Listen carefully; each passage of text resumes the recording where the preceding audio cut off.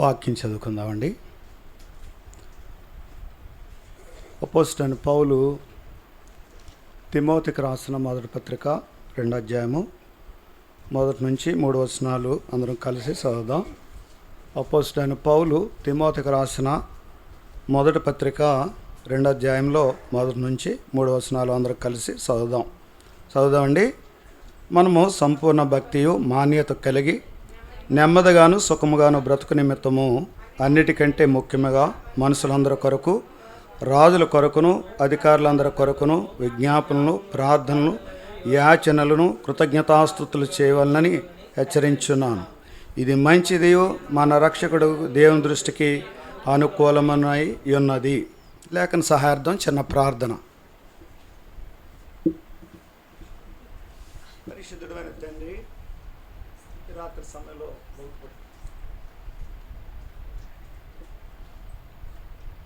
రాత్రి సమయంలో ముద్దులగూడాన్ని జ్ఞాపకం చేసుకుని ఈ గ్రామాన్ని మీరు ఎంతగా ప్రేమించారో, దేవుని రాకడ సిద్ధపడే కడవర కాలాల్లో అపోస్తలుల బోధ, సహవాసము, రొట్టె విరుగుట, దేవుని సన్నిధిలో ఎడతెగని ప్రార్థనలో కొనసాగేవారు అరుదుగా ఉన్నారు. ఈ ముద్దులగూడెంలో నమ్మకస్తులుగా పిలువబడిన వారుగా, మీ స్వరక్తం ఇచ్చి సంపాదించి ఏర్పరచబడిన వారుగా మీరు ఏర్పాటు చేసుకున్న మీ సంఘంలో ఇంతవరకు ఈ యొక్క మార్చి మాసం 18వ రోజుగా మరి మీ సన్నిధిలో ఆన్లైన్ ప్రేయర్ కొరకు నన్ను ఈ బలహీన అయోగ్యాన్ని జ్ఞాపకం చేసుకుంటూ వచ్చారు.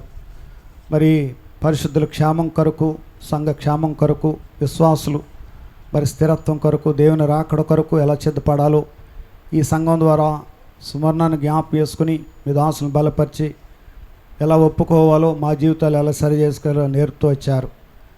మరొక నిష్ప్రయోజకుడు దాసుని నన్ను జ్ఞాపకం చేసుకోండి.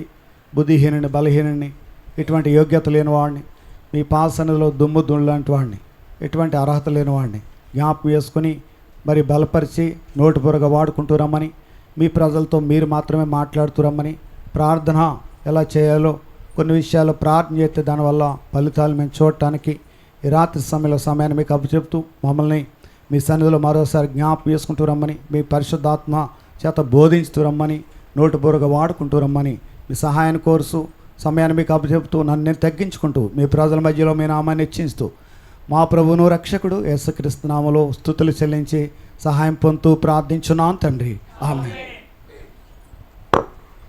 ప్రభువైన యేసుక్రీస్తు నామములో మీ అందరికీ మరి నిండు వందనాలు, శుభాలు, అభినందనలు తెలుపుతున్నాను.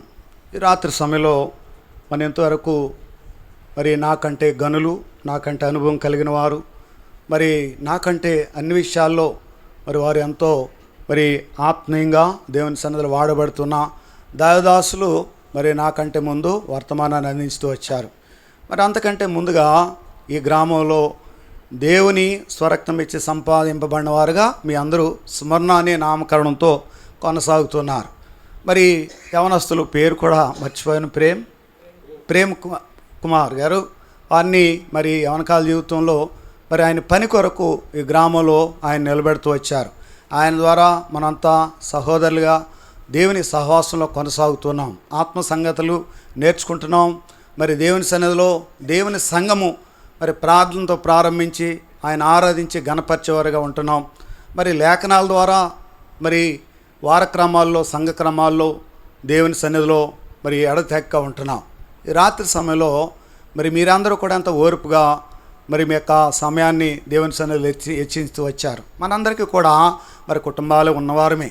అయితే మరి ఈరోజు 5 సుమారు టైంలో 5-6 మధ్యలో సహోదరులు మ్యాచెస్ గారు మరి ఫోన్ చేసి, అన్న మరి చెప్పటం మర్చిపోయాను, మరి ఇలా ముద్దులగూడెం ఆన్లైన్ ప్రేయర్ ఉంది తమ్ముడు, మొన్న మేము పాల్వంచ మ్యారేజ్కి వెళ్ళిన ఒకే కార్లో, మరి తమ్ముడు ఇలా ఉన్నారు, మరి సతీష్ గారు, మరి దానియేలు గారు, ఇంకా జయరాజు గారు వీళ్ళంతా వస్తున్నారు, మీరు వస్తారంటే మాకు స్థానికంగా కూడా ఈరోజు మాది చిన్న పరిసర మరి మంగళవారం నియమా కూడుకుంది. మరి అప్పటికప్పుడు ఏం చేయాలో కొంచెం ప్రార్థన చేసి, మరి తండ్రి నేను సాధారణంగా ఆ చిన్న పరిసరైనా నా మందిరాన్ని, మాకు ఇచ్చిన పరిసరాన్ని విడిచిపెట్టి రావడానికి ఇష్టపడను. సరే, ఇక్కడ నా భార్య పిల్లలు వాళ్ళు ఉన్నారు, అమ్మ మరి ఈ రీతిగా నడవండి అని చెప్పి వాళ్ళకి అప్పచెప్పి మరి నేను బయలుదేరి సుమారు 7:30-8 గంటల మధ్యలోనే బయలుదేరి వచ్చాను. నిజంగా భయం. ఎందుకు భయం అంటే కుక్కలు మీదడిపోతున్నాయి, కుక్కల్ని దారులు భయపడుతున్నాం. ఎందుకంటే ఈ వయసులో ఏదైనా జరిగిందనుకో భద్రత లేని పరిస్థితులు అండి. ఆ రీతిగా భయపడితేనే వచ్చాను. ఎక్కడికి రావాలి? జగన్నాథపురం నుంచి రాజవరం నుంచి గంగానగూడెం రావాలి, గంగవరం రావాలి. అక్కడికి వస్తే ఆయన కనపడటం లేదు. సరే ఏదైనా కానీ ఇద్దరం కలుసుకున్నాం, ఇక్కడికి వచ్చాం. ఇక్కడ రాగానే ఎంతో సంతోషిస్తూ వచ్చాను. ఎందుకంటే చక్కని ప్రశాంతమైన వాతావరణం. ఎంతో మరి ఆ దేవుని మందిరాలు మరి ఒక CNN వాళ్ళు ఒక సర్వే చేశారు వరల్డ్ వైడ్గా. ఏం చేశారంటే ప్రపంచంలో మరి ఏ సంఘం కూడా పరిపూర్ణమైనది కాదు, ఏ సంఘం కూడా మరి నిషేధింపబడింది కాదని మనందరికీ తెలుసు. అయితే ఇప్పుడున్నది ప్రస్తుతానికి మరి ఏ సంఘం వాక్య క్రమంలో దగ్గరగా మరి వాళ్ళు 99, 98 ఆ యొక్క పర్సెంటేజ్ మనకు తెలియదు, కానీ వాక్యాన్ని అనుసరించేవారు ఎవరు ఉన్నారని CNN వాళ్ళు అమెరికా దేశస్తులు 200 కోట్లతో వాళ్ళు సర్వే చేయించారు. సర్వే చేయించినప్పుడు మొదటి స్థానంలో మరి హెబ్రోన్ వస్తూ వచ్చింది. అందుకని మనం అందరం కూడా హెబ్రోన్లో కొనసాగుతున్నందుకు మనం ఎంతో మరి అదృష్టవంతులు, ధన్యులు, సంతోషించదగ్గ విషయం. ఎందుకంటే భారతదేశంలో మరి ప్రపంచవ్యాప్తంగా మరి జపాన్లో కూడా మరి పగటిలో మేఘస్తంభంగా అనే పాట మన తెలుగులో నేర్చుకుని పాడుతున్నారు, నేపాలీస్ పాడుతున్నారు. అలాగే అనేకమైన దేశాల్లో హెబ్రోను పాటల గురించి మనం వింటున్నాం. నా బాల్యంలో నాకు ఇప్పుడు 55, 56 సంవత్సరాలు వచ్చినాయి. మార్టిన్ గారు ఆర్మీని వేసేటప్పుడు ఆ పాటలు ఆ యొక్క అప్పుడు ఎలా అయితే పాడారో ఇంచుమించుగా అదే రాగాలు నాకు ఇప్పటికీ గుర్తున్నాయి. అయితే కొంచెం గమనించదగ్గ విషయం ఏంటంటే భారతదేశంలో 10,000 మాండలికాలు ఉన్నాయి. ఈ 10,000 మాండలికాల్లో నాకు వచ్చినట్టు నువ్వు పాడు, నీకు వచ్చినట్టు నేను పాడతానంటే అది అయ్యేది కాదు. ఎందుకంటే మరి అందరూ కూడా భాష మరి విధానం పలకటంలో కొద్ది తేడా ఉంటుంది, అది కూడా గమనించవలసిందిగా. రెండవది హెబ్రోన్ పాటల్లో మరి ఏ పల్లవి ఎన్నిసార్లు పాడాలి, లేకపోతే ఈ రీతిగా రాసుకుంటూ వచ్చాడు లైన్కి. కొన్నాటిలో తప్పులు రాశారు, కొన్నాటిలో కరెక్ట్గా రాశారు. అలాగా అది కూడా గమనించవలసిందిగా జ్ఞాపకం చేస్తున్నాను. అయితే విషయానికి వస్తే మరి సందర్భం ఏంటంటే ఒప్పుకోలు ప్రార్థన నుంచి ఏం చేయాలి, మన వ్యక్తిగతంగా దేవుని సన్నిధిలో మనం ఒప్పుకోవటం. అంటే ఆయన యొక్క శక్తి, మహిమ, ఘనత, ప్రభావాలు మనకు తెలిసిన వారుగా ఒప్పుకుంటూ వచ్చాం. ఎందుకంటే దేవుడు ఈ యొక్క శూన్యంలో మానవుల కొరకు మరొక భూమిని నిర్మిస్తూ వచ్చాడు. ఆ భూమి మీద మనల్ని తన స్వరూపం మందు పోలిక చొప్పున నిర్మిస్తూ వచ్చాడు. ఆ యొక్క మానవులు మరి అవిధేయత వల్ల శాపాన్ని, మరణాన్ని కొనుక్కు తెచ్చుకుంటూ వచ్చారు. ఆ శాపం వల్ల నేటికి మనందరి మీద ఆ యొక్క మహిమను కోల్పోయి ఈ యొక్క లోకంలో ఉన్న ఆకర్షణలు మనల్ని ఆకర్షిస్తున్నాయి. అనగా ఈ లోకంలో ఏముందండి? శరీరాశ, నేత్రాశ, జీవడంబాలు ఉన్నాయి. వాటి నుంచి మనం విడిపింపబడాలంటే ఒక యేసుక్రీస్తు ద్వారానే. ఎందుకంటే యోహాను చెప్తూ వచ్చాడు, ఏం చెప్పాడు? అక్కడ బేతని అనే గ్రామంలో పక్కనే ఉన్న ఆ యొక్క యోర్దాను నదిలో మొట్టమొదటిగా ప్రకటింపబడింది బేతనీయ ప్రాంతం. యేసుక్రీస్తుని మరి రక్షకుడిగా, లోకరక్షకుడిగా ఆయన చెప్తూ వచ్చాడు. యోహాను 1:29 ఏమంటాడు? మరి ఇదిగో లోక పాపంలో మోసుకొని పోయినా పోసున్న దేవుని గొర్రెపిల్లగా చెప్తూ వచ్చాడు. వెంటనే అంద్రేయ మరి పేతురు కూడా అంగీకరించారు. అక్కడ నుంచి పిలుపు, ఇంక ఇటువంటి వారు మరి అనేక మంది మరి శిష్యులుగా చేర్చబడుతూ వచ్చారు. ఈ శిష్యులు ఏం చేశారంటే ప్రభు ఆ యొక్క శిలువ మరణం వరకు కూడా నమ్మకంగా ఉన్నారు. తర్వాత చెదిరిపోయినప్పుడు మళ్ళా పెంతెకోస్తు దినాన్ని మరి వాళ్ళు ఆ యొక్క పరిశుద్ధాత్మ మరి పైనుంచి దేవుడు పంపబడిన తర్వాత తండ్రి ప్రణాళికలో ప్రభువారు వచ్చాడు. ప్రభు తండ్రి చిత్తాన్ని, పరలోక మార్గాన్ని చూపుతూ వచ్చాడు. మనందరం ప్రాయశ్చిత్తమై ఆయన ఏం చేశాడంటే శిలువ మరణం పొందుతూ వచ్చాడు. మరి తదుపరి ఏం కావాలంటే మనకు ఒక మరి ఆదరించేవాడు, మనల్ని కాసేవాడు, మనల్ని బలపరిచేవాడు కావాలి. ఆయనే పరిశుద్ధాత్మ దేవుడు. ఆయన వచ్చిన తర్వాత మళ్ళీ ఆదిమ సంఘాలు కట్టబడుతున్నాయి. ఆదిమ సంఘాలు కట్టబడేటప్పుడు అపోస్తల కార్యం 9వ అధ్యాయంలో అపోస్తుడైన లేదా మరి హింసకుడు, దోషకుడు, హానికరుడైన సౌలు కనపడుతుంటాడు.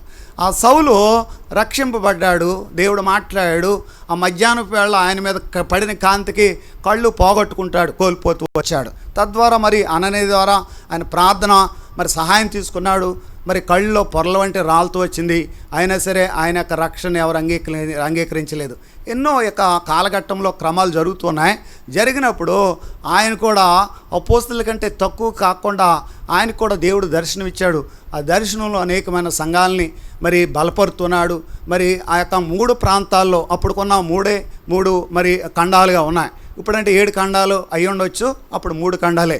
ఒకటి ముందు ఆసియా ఖండం, రెండోది ఆఫ్రికా ఖండం నుంచి 3వ ఖండం మరి యూరప్ ఖండానికి అప్పుడు సేవ విస్తరించబడుతూ వచ్చింది. దేవుని స్వార్థ విస్తరింపబడుతూ వచ్చింది, అంటే ప్రకటింపబడుతూ వచ్చింది అన్నమాట. అలాగే 3 మిషనరీ ప్రయాణాల్లో ఆయనకి అత్యంత ఆత్మీయుడైన కుమారుడుగా ఒకరిని ఏర్పాటు చేసుకున్నాడు. ఆయన ఎవరంటే తిమోతి. ఆ తిమోతికి మరి వ్యక్తిగతంగా అపోస్తలుడైన పౌలు సంఘాలకి మరి రోమాపత్రిక నుంచి హెబ్రీ పత్రిక వరకు 14 పత్రికలు కంటిన్యూగా రాసుకుంటూ వచ్చాడు. ఈ 14 పత్రికల్లో మరి ఇద్దరికి వ్యక్తిగతంగా రాశాడు. తీతు, రెండోది పిలోమను, మూడోదే మరి ఈయన మరి అపోస్తలుడైన మరి పౌలు ఎవరికి రాశాడు? తన ఆత్మీయ కుమారుడికి మరి ఎవరండి ఈయన? తిమోతికి రాసుకుంటూ వచ్చాడు. అంటే తన మరి బోధ అంతా వినిపించుతూ వచ్చాడు. బోధలో నువ్వు ఇలాగ సహకారంగా ఉండమని చెప్తూ వచ్చాడు. అవుట్లైన్గా చెప్తున్నాను. మూడోది, నేను వృద్ధుని గనక నా పరిసర విన్న సంగతులన్నీ నువ్వు మరి ఇతరులకు ప్రకటించు, సంఘాలను బలపరుతూ అని చెప్పాడు. అయితే ఈ తిమోతి ఏం చేశాడంటే ఆయన ఎఫెసీ సంఘాన్ని మరి ఆయన పరిచారకుడిగా అంటే సేవకుడిగా అక్కడ తన మరి సేవని కొనసాగిస్తూ వచ్చాడు. అదే విషయం మన తిమోతి పత్రికలు రాసుకుంటూ వచ్చాడు. అయితే ఇవన్నీ అవుట్లైన్గా మనం అంటే మన దైనందిన జీవితంలో మన అనుభవాల్లో మనం ఆయా వ్యక్తులుగా ఆయా మరి విభిన్నమైన మరి జీవితాలు కలిగిన వారికి ఇక్కడికి వచ్చాం. అయితే ఇక్కడికి ఏంటంటే ఒక మర్మం రాసుకుంటూ వచ్చాడు. చూడండి, మనం ఏం చెప్పాడంటే 2వ అధ్యాయం 1వ వచనంలో మనము అన్నాడు సంపూర్ణ భక్తియు మాన్యత కలిగి నెమ్మదిగాను సుఖముగాను బ్రతుకు నిమిత్తము అన్నిటికంటే ముఖ్యంగా మనుషులందరి కొరకు. ఎంతమంది కొరకు? ఓ సహోదరి మరి క్షమించండి, ఏమనుకోవద్దు, మీలోకి నేను కొద్ది పెద్దవాడినే కదా, నాకు అవకాశం ఇవ్వండి. తన కొడుకు గురించే చేసింది అంతసేపు. అవి కొంచెం అవంటే ఆవిడకి సరైన పరిపక్వత లేక చేసి ఉండొచ్చు, తప్పు కాదు. అయితే నేనేమంటానంటే మనకు వాక్యమే ఆధారం. మన దిక్కు చూసి మన గమ్యం, మన గురి, మన పరిశుద్ధపరిచే జీవితాన్ని, పరలోకం చేర్చే జీవాన్ని, కానీ మరి మన ఈ మార్గాన్ని చూపించేది జీవగ్రంథమే. ఆది కాండం నుంచి ప్రకటన గ్రంథం వరకు కూడా ఇదే విషయాలు. ఆనాటి మరి ఆది మానవుల నుంచి దేవుని సంఘంగా ఎత్తబడే మానవుల వరకు, అంటే ఆయన దేవుని రాజ్యపు రాబోయే కాలాన్ని స్వతంత్రించుకునే వరకు కూడా మనకు ప్రమాణాలు ఏమున్నాయి? ఇదే వాక్యమే ప్రమాణం. మరి సువార్త 4 సువార్త నలుగురు కూడా రాశారు. అంటే దేవుని యొక్క మరి వివరం మరి తెలుపుతూ వచ్చాడు. ఆదిమ సంఘం ఎలాగ సంఘ క్రమాలు ఉన్నాయో అపోస్తల కార్యాలను మనం చూడగలుగుతుంటాం. అంటే సంఘాలు ఎలా కట్టబడి, సంఘ విధులు, నియమాలు, ప్రార్థన అనుభవాలు, లేకపోతే ఏ రీతిగా ఉండాలి, వ్యక్తిగతంగా కుటుంబపరంగా మరి ఐక్యత ఎలా ఉండాలో అనేక మందిని మనకు చూపుతూ వచ్చాడు. ఇకపోతే మరి రోమా పత్రిక నుంచి ఎక్కడి వరకు రాశాడు? హెబ్రీ వరకు కూడా పత్రికలు రాశారు. ఇక్కడ వ్యక్తిగతంగా మరి మరి ముగ్గురు ఉన్నారు. ఎవరంటే వాళ్ళు యాకోబు, మరి పేతురు, యోధా, ఇటువంటి వాళ్ళు ఏం చేస్తారంటే యోహానుతో కలుపుకొని వ్యక్తిగతంగా సార్వత్రికంగా సంఘానికి చెదిరి ఉన్న వారికి ఈ పత్రికలు రాసుకుంటూ వచ్చారు. అంటే సంఘం పరిధే కాకుండా సంఘం అవుట్లైన్లో ఉన్నవారు కూడా, విశ్వాసులకు ఎక్కడ చెదిరి ఉన్నవారు, ప్రపంచంలో ఉన్నవారు అందరూ కూడా ఈ పత్రికలు రాశారు. అటువంటి వారిలో వాడబడాలంటే మనం ఏం చేయాలంటే స్వార్థాన్ని విడిచిపెట్టాలి అంటున్నాడు. మనము అనే మాట ఐక్యతను చూపుతుంది. ఏమంటున్నాడు? మనము సంపూర్ణ భక్తియు మాన్యత కలిగి ఉండాలి. భక్తి ఉండాలి, మాన్యులుగా ఉండాలి. మాన్యులుగా డెఫినేషన్ పెద్దగా తెలియదు, కానీ ఎన్ని రకరకాల మనం చెప్పుకుంటాం. కలిగి నెమ్మదిగాను సుఖముగాను బ్రతుకు నిమిత్తము అంటున్నాడు. మనం ఇలాగా మాన్యత భక్తితో సంపూర్ణంగా ఉండాలంటే, ఇలా కలిగి నెమ్మదిగా సుఖంగా బ్రతకాలంటే ఏం చేయాలి?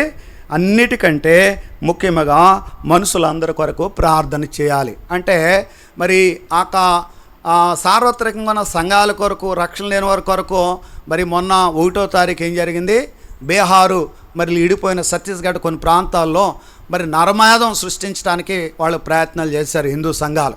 అదే దేవుడు మరి కలగజేసుకుంటాడు. ఆయన ప్రజలు ముడితే ఆయన కనుగుడ్డును ముట్టివాడుగా ఉంటాడు. ఆయన వేడుకొని కొనిపే మరి ఉత్తరమిచ్చే గొప్ప దేవుడు. మనకి ఏ హాని అపాయం లేకుండా ఆయన మనం పిలిచిన వాడుగా ఈ భూమి మీద ఎన్ని శ్రమలు వచ్చినా ఎదుర్కొనేవారుగా ఉండటానికి వాళ్ళ ద్వారా దేవుడు తప్పించిన ఆ యొక్క శ్రమలను బట్టి మనం స్తుతించుతూ వచ్చాం. 1వ తారీఖు మొన్నే కదండి మరి అంటే ఎంతో ప్రమాదం, కొన్ని వేల మందిని చంపటానికే వాళ్ళు ఈ భారతదేశంలో ఒక పిలుపునిస్తూ వచ్చారు. అందుకని మనం ఏం చేయాలంటే అందరి కొరకు, అన్ని దేశాల కొరకు యుద్ధాలు జరుగుతున్నాయి. యుద్ధాల్లో మరి మీకు తెలుసో లేదో కానీ ఒక్క నష్టపోతే కుటుంబ యజమాని కుటుంబం అంతా కూడా రోధించేదిగా ఉంటుంది. కుటుంబానికి ఆనుకొని ఒక ప్రయోజకుడిగా నష్టపోతే లేదా చనిపోతే, మరి వికలాంగులు అయితే, అంగవైకల్యం కలిగితే, మరి మనల్ని బలపరిచేవాడు, అన్నీ సామర్థ్యంగా తెచ్చేవాడు, ప్రతి అవసరం తీర్చేవాడు, దేవుని ద్వారా మానవుడు ఒక మరి సాధనంగా వాడబడేవాడు కుంటుపడితే ఆ కుటుంబం అంతా మరి కష్టం, మరి వాళ్ళు వర్ణించలేని మరి నిత్య కన్నీరు కనపడుతుంటుంది. కనుక మనం ఏం చేయాలంటే అందరి కొరకు ప్రార్థన చేయాలి. ముందు ఏం చేయాలి, మరి మనం ముందు అందరి కొరకు చేస్తే మన వ్యక్తిగతమైన విషయాలు దేవుడికి తెలుసు, మనకి ఏది కావాలో దేవుడికి తెలుసు. కనుక అక్కడ ప్రార్థన అనుభవం చూడగలుగుతున్నాం. రాజుల కొరకు, అధికారుల కొరకు విజ్ఞాపనలను, ప్రార్థనలను, యాచనలను, కృతజ్ఞతాస్తుతులు చేయవాలని హెచ్చరించున్నాను. రాజులు అంటే ఇప్పుడు రాజులు లేరు కానీ అధికారం ప్రభావితం చేసేవారు. ఇప్పుడు భారతదేశాన్ని అమెండ్మెంట్స్ మార్చేవారుగా ఉన్నారు, రాజ్యాంగాన్ని మార్చేవారుగా ఉన్నారు. మరి రాబోయే మరి ఈ మాటని చెప్పడానికి నేను ఇబ్బంది పడినా కానీ నాకు ఆ అధికారం ఉంది. ఆర్ఎస్ఎస్ వాళ్ళు 1925లో వాళ్ళు ఏం చేశారంటే వాళ్ళు ఆ సంస్థను ప్రారంభించుతూ వచ్చారు. 2025 నాటికి భారతదేశాన్ని ఏం చేయాలి, మరి హిందూ రాజ్యంగా ప్రకటించాలి. మరి నేపాల్ కూడా హిందూ రాజ్యం, ప్రపంచంలో ఏకైక దేశం హిందూ రాజ్యం ఏది, నేపాల్. అంటే ఈ మతం గురించి చెప్పడానికి కాదు కానీ ఇక్కడేమంటున్నాడంటే రాజుల కొరకు, అధికారుల కొరకు విజ్ఞాపనలు, ప్రార్థనలు, యాచనలు, కృతజ్ఞతాస్తుతులు చేయవలనని హెచ్చరించున్నాడు. చూడండి 3వ వచనంలో, ఇది మంచిదియు మన రక్షకుడకు దేవుని దృష్టికి అనుకూలమునై ఉన్నది. ఏది మంచిదండి? ఇది మంచిది. ఏది మంచిదండి? చూడండి తెస్సలోనిక పత్రిక, మొదటి పత్రిక 5వ అధ్యాయము, చూడండి 5వ అధ్యాయము 18వ వచనం, 5:18. నాకు ఇందాక నన్ను ఒక చిన్న విన్నపం ఏంటంటే ఆయన అంత అనుభవం లేదు, నేను చూస్తేనే కానీ ఏది చెప్పలేను, అందుకని రిఫరెన్స్ తీస్తాను. దయించి మీరు చూడండి, చదవండి అమ్మ. ప్రతి విషయమునందును కృతజ్ఞతాస్తుతులు చెల్లించుడే, ఇలాగు చేయట యేసుక్రీస్తునందు మీ విషయములో దేవుని చిత్తము. దేవుని చిత్తం మన విషయం లేదు అనేది మనం చూడాలి. దేవుని చిత్తం ఎరిగేదిగా ఉండాలి. పేరుకి చిత్తం అంటే కానీ మనం బయలుదేరా ప్రార్థన చేసుకున్నట్టు ఉంటుంది. మనం నిర్ణయం తీసుకొని ఇక అంతా నాకు కాపాడు, టైంకి అన్నీ వచ్చేయాలి, బస్సు వచ్చేయాలి, నో వెయిటింగ్ అనేలాగా ఉంటుంది. అటువంటి ప్రార్థన దేవుని చిత్తం కాదు. అసలు వెళ్ళాలా లేదనేది దేవుని చిత్తం. అది ఆయన వెళ్ళమంటే వెళ్ళాలి, ఆయన చేయమంటే చేయాలి, ఆయన ప్రేరేపణ ఇస్తాడు. పరిశుద్ధాత్మ దేవుడు మాట్లాడుతూ అంటే నేను ఎగతాళిగా అనుకునేవాడిని. నిజమే, ఒంటరిగా మనం ఉంటే దేవుడు తప్పనిసరిగా మాట్లాడతాడు. మనతో వాక్యం ద్వారా మాట్లాడతాడు, తలంపుల ద్వారా మాట్లాడతాడు, ఎవరో పిలిచినట్టు మాట్లాడతాడు, అనేక రకాలుగా దేవుడు మాట్లాడేవాడుగా ఉంటాడు. కనుక ఇక్కడ మనం అంశం ఏంటండి, మరి అందరం కూడా సుఖంగా బ్రతకాలండి. ఏంటండి, మనం అందరికంటే అన్నిటికంటే మనం ఏం చేయాలి, సుఖంగా బ్రతకటానికి మరి మనం ఇంకా నెమ్మదిగా సుఖంగా బ్రతకాలి. నెమ్మది ఉండాలి, సుఖం ఉండాలి. అంటే మనకి అన్ని వనరులు వసతులు కావాలి. సేమ్ టైం ఏంటంటే సరిహద్దుల కానుంచి మన గ్రామంలో కూడా అజ్ఞాత శత్రువులుగా ఉండాలి. అంతే కదా అండి, ఎవరికి కూడా మన శత్రుత్వం ఉండకూడదు. అంటే మనకు ఉండకూడదు, ఆడు ఎదుటోళ్ళు ఎలా చూసుకున్నా పర్వాలేదు కానీ మనకి ఎవరి మీద ద్వేషంగా ఉండకూడదు దేవుని నామాన్ని బట్టి. ఎందుకంటే మనం క్షమించిన ప్రకారమే దేవుడు మనల్ని కూడా క్షమించాడు. కనుక ఆ విషయాలు జ్ఞాపకం చేసుకుందాం. కొన్ని విషయాలు మరి నేను మీకు చెప్పడానికి ప్రయత్నం చేస్తాను. యాక్చువల్గా ఆయన ఫోన్ చేసి ఏమన్నారంటే ఆరాధన వర్తమానం సిద్ధపడమన్నారు. ఇక్కడికి వచ్చి ఇంతకుముందు ఏమన్నారంటే ప్రార్థన వర్తమానం చెప్పమన్నారు. కనుక అంత అనుభవం లేదు కానీ కొన్ని వాటినే ప్రయత్నం చేస్తాను. రండి, మరి ఒక మాట ఏంటంటే ప్రార్థన చేయకపోతే ఏం చేస్తున్నారు, పతనం అండి. మానవ జీవితంలో, విశ్వాస జీవితంలో ప్రార్థన లేకపోతే పతనం. రెండో మాట ఏంటంటే ప్రార్థన చేయనివ్వకపోతే పతనం అవుతాం. ప్రార్థన చేయకపోతే పాపం అవుద్ది, ప్రార్థన చేయనివ్వకపోతే పతనం అవుతాం. మూడోది ప్రార్థన చేస్తే పదిలంగా ఉంటాం. ఒక మాట జ్ఞాపకం చేస్తాను రండి. 1 సమూయేలు 12:23 ఆయన ఏమంటాడు చూద్దాం. 1 సమూయేలు 12:23 దయించి కొద్దిగా హెల్ప్ చేయండి అమ్మా. 12:23 నా మట్టుకు నేను మీ నిమిత్తము ప్రార్థన చేయటం మానుట వలన యెహోవాకు విరోధముగా పాపము చేసిన వాడు నగుదును. అది నాకు కాదు, మనకు దూరం అవునుగాక. కానీ శ్రేష్టమైన చక్కని మార్గమును దేవుని సన్నిధిలో దేవుని దాసుల ద్వారా మనం వింటూ వచ్చాం. నిజమే, ప్రార్థన చేయకపోతే ఏమవుద్ది? ప్రార్థన చేయకపోతే ఏమవుద్దండి? మనం పతనం అవుతుంటాం. ప్రార్థన మన జీవితం చాలా ప్రాముఖ్యమైనది. అనేక మంది జీవగ్రంథంలో వాళ్ళ లిస్టు చానతాడులాగా మరి 40 మంది భక్తులు 66 గ్రంథాలు రాశారు. ప్రార్థన లేని గ్రంథం ఏంటో చెప్పండి అండి. ప్రార్థన లేని గ్రంథం ఏదైనా ఉందండి? ఏమి ఉండదండి. ఎందుకంటే మరి ప్రార్థన అనేది దేవునికి మనకేం చేద్దే? అనుసంధానంగా చేద్దాం. మన మాట ఆయన వింటాడు. ఇంతకుముందు అన్న చెప్పారు. ఏం చెప్పాడు? ప్రార్థన వల్ల ఏమవుద్ది? దేవునితో మనం మమేకం అవుతాం. ఆయన చెప్పింది విన్న తర్వాత ఆయన చిత్తం తెలిసిన తర్వాత మన అవసరాలు ఆయనకి చెప్పేవారుగా ఉంటాం. మన భౌతికమైన ఆత్మీయ అవసరాలు ఎంతోమంది ప్రార్థన చేసినప్పుడు నేను చాలా సంతోషపడుతున్నాను. ఎందుకంటే అనేక మందికి ఇంత మారుమూల ప్రాంతంలో మరి ఒంటరిగా రావటానికి మా ఊరు నుంచి ఇక్కడ రావాలంటే భయం వేసింది నాకు. ఒంటరిగా రాలేదు, ఇద్దరం వచ్చాం. కానీ అంత మారుమూల ప్రాంతంలో ఎంతో ప్రార్థనా పరులు ఉన్నారు. నాకు చాలా మరి సంతోషపడుతున్నాను, దేవుణ్ణి మహింపడుతున్నాను, ఆయన్ని మరి స్తుతిస్తున్నాను మీ పక్షంగా. కనుక మనం మరి ప్రార్థన చేస్తే ఏమవుద్దంటే మరి చేయకపోతే పతనం అవుతాం, కానీ చేస్తే పదిలం అవుతాం. రెండోది చూద్దాం, ప్రార్థన చేయలేకపోతే పతనం. చూడండి, మొదటి దినవృత్తాంతములు 13:3. దినవృత్తాంతములు 13వ అధ్యాయము 3వ వచనం కొన్ని సంగతులు మనం చూద్దాం. 13:3 చదవండమ్మా. మన దేవుని మందసమును మరలా మన యొద్దకు కొనివత్తము రండి. సౌలు దినముల్లో దాని యొద్ద మనము విచారణ చేయకయుంటేమి. ఇక్కడ ఎన్నాళ్ళయింది? సౌలు అంటే మొట్టమొదటి రాజు. ఇజ్రాయెల్ గోత్రములో బెన్యామీను గోత్రములో మరి ఏం చేశాడు? ఆయన మొట్టమొదటి రాజు. ఎవరంటే మనుషులు కోరుకున్న రాజు, దేవుడు కోరుకున్న రాజు కాదు. అయితే మానవులు కోరుకోవటం వేరు, దేవుడు కోరుకోవటం వేరు. మానవులు చాలామంది పిలిచిన తర్వాత విధేయ చూపించే వాళ్ళుగా ఉంటారు. దేవుని పిలుపుని నిర్లక్ష్యం పెడుతూ వచ్చాడు. దావీదు తర్వాత రాజు అవుతూ వచ్చాడు. దావీదు రాజు అయ్యే ఆయన గురించి చెప్తున్నాడు. ఏం చేయాలి? మనం సరిదిద్దుకోవాలంటే ఏం చేయాలో చూడండి. ఇక్కడ మన దేవుని మందసమును మరలా మన యొద్దకు కొనివత్తము రండి. సౌలు దినముల్లో దాని యొద్ద మనము విచారణ అంటే దాని అర్థం ఏంటండి? ప్రార్థన. విచారణ అంటే ఏంటండి? విచారించాలి, మన సంగతులు చెప్పాలి, ఇతరుల సంగతులు ఆయన దృష్టిలో తీసుకురావాలి. మరి నీ సొంత సమయంలో మరి జ్ఞాపకం చేసుకో, నీ సన్నిధిలో ఎత్తి పట్టుకుంటున్నాను ప్రతి అవసరం అనేది దేవుని మందసం. దేవుని మందసం ఇప్పుడు ఉందండి, ఆయన బల్లే. మందసం అంటే మనతో మాట్లాడేది, ఆయన వాక్యం అయి ఉన్న దేవుడు. అది ఏమంటాడు? యోహాను 1:1 ఏమంటాడండి? ఆది యందు వాక్యం ఉండెను, వాక్యము దేవుని యొద్ద ఉండెను, వాక్యము దేవుడై ఉన్నాడు. అంటే ఆయన ఎవరండి? ప్రభువే. వాక్యమై ఉన్న దేవుడు ఎవరండి? ప్రభు మాట్లాడాలని చాలామంది నాకు దర్శనం వస్తేనే నమ్మడు. వాక్యం అని చెప్తే సేవకులు చెప్తే ఎనరు, మరి పెద్దలు చెప్తే ఎనరు. వాక్యం ప్రకారంగా జీవించడానికి వాక్యానికి సమయం ఇవ్వరు. ఇవాళ మరి బయట ఏదైనా ఫంక్షన్కి వెళ్తే అన్న గ్రీటింగ్ చెప్పండి అంటారు. నేనేమో నిర్మోహాటంగా చెప్తాను. ఏమని చెప్తానంటే, గ్రీటింగ్ చెప్పడం నాకు రాదు, మీరే చెప్పేసుకోండి, నాకు వాక్యం రాదు తప్ప గ్రీటింగ్స్ రాదంట. రెండోది ఏమంటానంటే, మరి కార్డ్లెస్ మైక్ ఇస్తారు. మనకేమో హెబ్రోన్లు ఏంటంటే మైక్ పట్టుకునే అలవాటు ఉండదు. బైబిల్ ఏం చదువుతాడు చెప్పండి? మైక్ పట్టుకున్నవాడు వచ్చింది రాందే ఊరిక మాట్లాడాలి. కనుక నేను ఏమంటానంటే, మైక్ చెప్పే సేవకుని తయారు చేయకండి, బైబిల్ మరి చూసి చదివే సేవకుని తయారు చేయండి అని చెప్తాను. కనుక మనం ఏం చేయాలంటే, ఆయన దగ్గర విచారణ చేసేవారికి ఉండాలి. అనుదినం కూడా ముమ్మారు కూడా మరి ఎవరు ప్రార్థన చేశారు?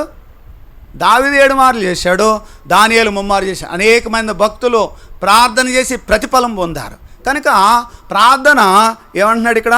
ప్రార్థన చెయ్యనివ్వకపోతే మరి ఆ గొప్ప రాజు ఏం చేశాడు?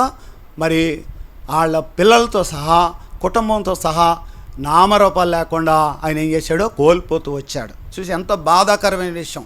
ఇప్పుడు దావీదు దాన్ని గ్రహించాడు. మరలా మన మందసాన్ని దేవుని దగ్గర మరి మనమంతా కూడా ఏం చేద్దాం? ఆ మందసం చుట్టూ మరి బ్రతికే భాగ్యం మనం మరి కలిగి ఉందాం. మరి విచారణ చేయలేదు, ఇప్పుడు మనం ఇక్కడి నుంచి ప్రారంభిద్దాం అంటున్నాడు. కనుక ఈ మాటలు చాలా అవసరమై ఉన్నాయి. కనుక మనం ప్రార్థన అవసరము మనకు చాలా ప్రాముఖ్యమైనది. ప్రార్థన ఎవరికైనా కానీ ప్రార్థన చేయని వారు ఎవరు లేరు. 99:6 ఏమంటాడండి? కీర్తన 99:6 ఏమంటాడు? ఆయనకు ప్రార్థన చేసేవాళ్ళు ఎవరు ఉన్నారండి? సమూయేలు ఉన్నాడు, ఇంకా ఆయన ఒక్కడే ఉన్నాడా అమ్మా? సోచి చదవండి అమ్మా, నాకు అంత జ్ఞానం లేదని ముందే చెప్పాను. బైబిల్ తీయకుండా నాకు చెప్తే ఎవరు చెప్పిన ఇబ్బంది. ఆయన యాజకులలో మోషే అహరోనులు ఉండిరి, ఆయన నామమును బట్టి ప్రార్థన చేయవారిలో సమూయేలు ఉన్నాడండి. ఎంత గొప్ప విషయాలండి. ప్రార్థన చేసేవారిలో మనం 12:23 చూసాం. నేను ప్రార్థన చేయకపోతే నా జీవితంలో పాపం కలుగుద్ది. నేను ఎంత భక్తుడిగా ఉండొచ్చు, నా వ్యక్తిగత జీవితంలో ఎన్నో సాధించవచ్చు, కానీ ప్రార్థన లేకపోతే దేవునికి మనం ఎవరో తెలీదు. వారు నిత్యము ప్రార్థన చేయించుండవలనటకు ఆయనకు ఒక ఉపమానం చెప్పాడు. ఎవరైనా సరే ప్రార్థన చేశారు, దేవాలయంలోకి వెళ్ళారు. ఆయన ఏం చేశాడంటే అతిశయంగా అది చేశాను ఇది చేశాను అంటున్నాడు. నేను చేసిన గొప్పలు చెప్తున్నాడు తప్ప ఇదంతా నువ్వు ఇచ్చిందని చెప్పటంలా. చెప్పాడండి ఆయన? చెప్పాడా? ఎవరైనా పరిసయుడు ఇతరులు ఈ యొక్క సుంకర వాళ్ళు ఉండనందుకు నేను గొప్పవాడిని అంటాడు. ఎంత అంటే సహోదరులు తక్కువ చేసే స్వభావం కలిగి ఉన్నవాడు. కానీ ఆయన నీతిమంతుడిగా తీర్చాలంటే ఎవరినైనా ఇంకో రెండో ఆయన ఎవరినైనా ఎన్నుకున్నాడండి ఆయన? సొంకరే. ఒక ఆయన ఎవరో పరిసైడు ఇటువంటి అతిశయాలు గబ్బాలు మరి గొప్పలు డాంబికాలు తన మరి స్థితిగతులు చెప్తున్నాడు. నా ప్రాణమా సూకించ మరి తినుము త్రాగం సూకించమన్నట్టు ఇదంతా నా వల్లే కలిగింది అన్నట్టు, ఇదంతా నా సాంపాద్యం కాదని మరి ఏమన్నా అన్నాడు. మరి నెబుకద్నెజర్ రాజు కూడా అంటూ అన్నాడు. అటువంటి వారుగా ఉండొద్దు. కానీ మరి దేవాలయం దగ్గర దూరంగా ఉండేమంటున్నాడు, దేవాలయం చూసి ఏం చేస్తున్నాడు? రొమ్మ కొట్టుకుంటున్నాడు. ఎంతో నాకు ఈ భాగ్యం ఆయన ప్రజల్లో ఉన్నందుకు నేను ఎంతో ధన్యురాల్ని. అయ్యో వాళ్ళంతా మరి దేవుని సన్నిధిలో 123:2 అంటాడు, మన దేవుడని యెహోవా మనల్ని కరుణించే వరకు మన కన్నులు ఆయన వైపు చూస్తున్నాయి. అది గొప్ప విషయం. మన కరుణించే వరకు మన అవసరాల మక్కల్లో దేవుని సన్నిధిలో చెప్పుకునే భాగ్యం. నేను ప్రార్థన అంటే వచ్చాను అక్కడికి, లేకపోతే రాను. మా సంఘాన్ని విడిచిపెట్టి నేను రాను. ఎందుకంటే ప్రార్థన సువార్త ఈ భూమి మీద చాలా గొప్ప విషయాలండి. మానవులకి విశ్వాసులకు ఇవ్వబడిన గొప్ప తలాంతులు. ఆ తలాంతులు పొందిన వారిలో భాగ్యం ఏంటంటే ఒకటి ప్రార్థన, రెండోది సువార్త ప్రకటించడం. అందుకనే నేను వచ్చాను. నిజంగా నేను ఎంతో ధన్యుని. మీతో పాటు ఎంత బాధ్యత కలిగిన వారు, దేవుని ప్రేమించేవారు, మరి భయభక్తులు కలిగిన వారు, బాధ్యతగా ఉన్నవారు, పిలువబడినవారు, విశ్వాసులు, వారి జీవితాల్లో దేవుని సన్నిధిలో నాకిచ్చి చూడుడి అంటున్నాడు. ఏమంటున్నాడు? ఆయన సన్నిధిలో 1 నిమిషం, 1 గంట, 1 రోజు నువ్వు ఏది గడిపినా వేలాది రెట్లుగా ఆశీర్వదించాడు. అదే 26:12-13లో మరి ఇస్సాకు ఆ సంవత్సరము విత్తనం వేసి 100 అంతల ప్రతిఫలం పొందుతూ వచ్చాడు. మరి క్రమంగా ఎదిగి మిక్కిలి గొప్పవాడు అవుతున్నాడు. ఎందుకంటే అంతకుముందు 24 అధ్యాయంలో ధ్యానించిన అనుభవం ఉంది. తల్లి లేకపోయినా మరి తల్లి తర్వాత మరి తండ్రి కంటే చేరుగా ఉన్న తన యజమానుడు కూడా దూరంగా ఉన్నాడు. కానీ దేవుడి సన్నిధిలో విడిచిపెట్టలేదు. పొలంలోకి వెళ్ళాడు ప్రశాంతత కొరకు. 300 మంది, 1800 అంటే 318 మంది పనివారు ప్రాముఖ్యులు ఉన్నారంటే మరి పాడేరు కృపవరం గారు చెప్పారు. పండితులు వాళ్ళు ఎక్కువ స్టడీస్ చేస్తారు, వాళ్ళకి ఎక్కువ భాష ప్రావీణ్యత ఉంటుంది. అనేకమైన ఇంగ్లీష్ బైబిల్ వారు మరి వాళ్ళు ధ్యానిస్తారు. 3000 మంది పైసలు కొన్నారంట. ఎంతమంది? 3000 మంది పైసలు కొన్నారు. అందుకనే ఆ 3000 మందిలో గందరగోళం ఉండదు. ఎందుకు? పొలం ఎందుకు వెళ్ళాడు చూసారా? దేవుని సన్నిధిలో ప్రార్థన చేసే అనుభవాన్ని మనం చూసే అనుభవం ఉండాలి. ప్రార్థన చేయాలంటే ఒంటరిగా మిక్కిలి నిమ్మళమైన సమయాల్లో నిమ్మళంగా ఉన్నప్పుడే దేవుడు మాట్లాడే ఉన్నాడు. మనం 19వ అధ్యాయము 1 రాజుల్లో చూడగలుగుతాం, ఎక్కడైనా చూడగలుగుతాం. 24వ అధ్యాయము మరి మనం ఆ నిర్గమకాండములో మనం చూడగలుగుతాం. మిక్కిలి నిమ్మళంగా ఉంటుంది. ఆ శబ్దాలన్నీ ఆగిపోయిన తర్వాత కొండలో అన్నీ బద్దలైపోయి నిశ్శబ్దం అయిన తర్వాత దేవుడు నిమ్మళంగా మాట్లాడుతున్నాడు, ప్రశాంతంగా. అల్లరికర్త కాదు. 14:32 అపొస్తలుల కార్యం అది 1 కొరింథీ 14:32-33లో ఆయన ఏం చేస్తాడు? ఆ మాట కూడా చూడండి దయించి. సందర్భం వచ్చింది కాబట్టి మనం జ్ఞాపకం చేద్దాం. చూడండి, అన్న చెప్పారు 14 అపొస్తలుల కార్యంలో మంచి మాట అది. ఆ సంఘాలకు అందరికీ జ్ఞాపకం చేసే మాట. చదవండి అమ్మా.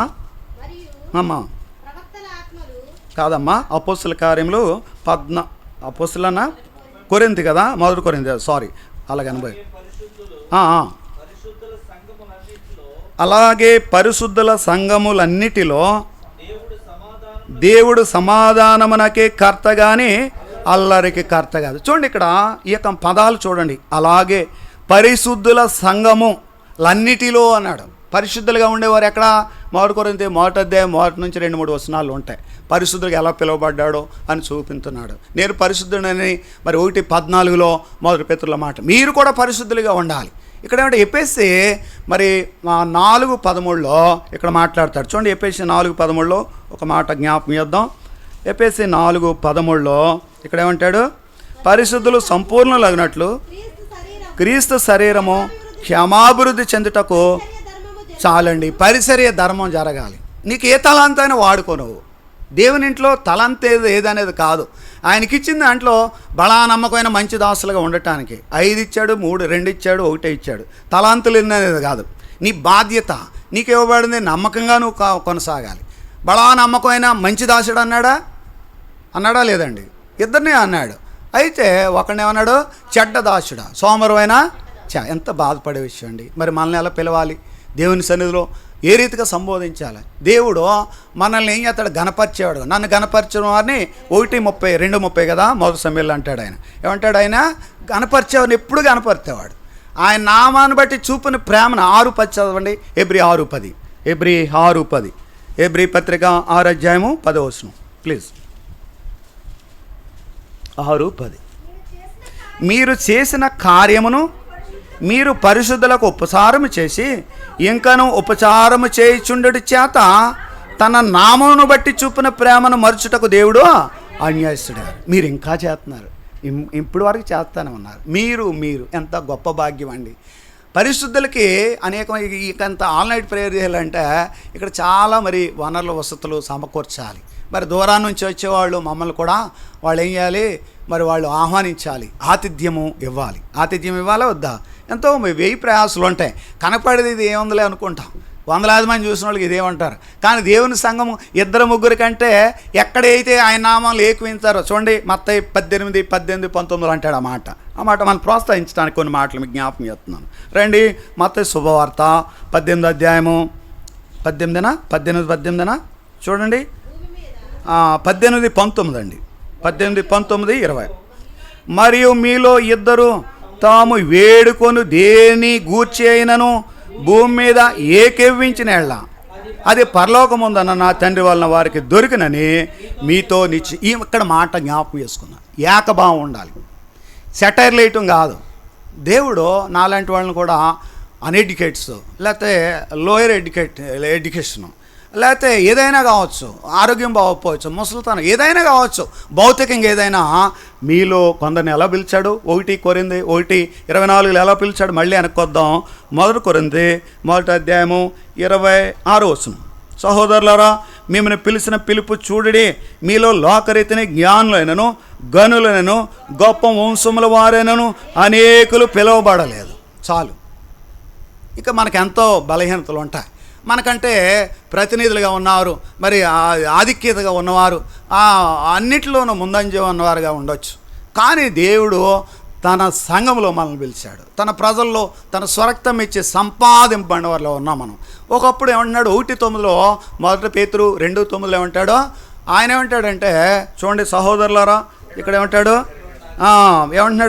అయితే మీరు చీకటిలో నుండి ఆశ్చర్యకరమైన తన వెలుగులోకి మిమ్మల్ని పిలిచిన వాని గుణాతిశయములను ప్రచురము చేయ నిమిత్తము ఏర్పరచబడిన వంశమును రాజులైన యాజ సమూహమును పరిశుద్ధ జనమును దేవుని సొత్తైన ప్రజలనై ఉన్నారు. ఒకప్పుడు ఎలా లేరు? ప్రజగా లేరు. ఇప్పుడు దేవుని ప్రజ అయితేనే. ఒకప్పుడు కనికరింపబడక ఇప్పుడు కనికరింపబడ్డాం. ఆయన కనికరింపబడిన వారిలో ఉన్నారు, ఆయన పిలువబడిన వారిలో ఉన్నాం. ఆయనకి స్వరక్తం ఇచ్చి సంపాదించి నిన్ను నన్ను ప్రేమించాడు. నీ కొరకు నా కొరకు తన ప్రాణం పెట్టి నీ కొరకు నా కొరకు మరణిస్తూ వచ్చాడు. నీ కొరకు నా కొరకు మృత్యుంజయుడిగా మనకు విజయం ఇవ్వటానికి ఆయన తిరిగిలేస్తూ వచ్చాడు. ఎలా తిరిగిలేచాడంటే లోకాన్ని జయించాడు, పాపాన్ని జయించాడు, సాతాన్ని జయించాడు, మరణాన్ని జయించాడు, శరీరాన్ని జయించాడు.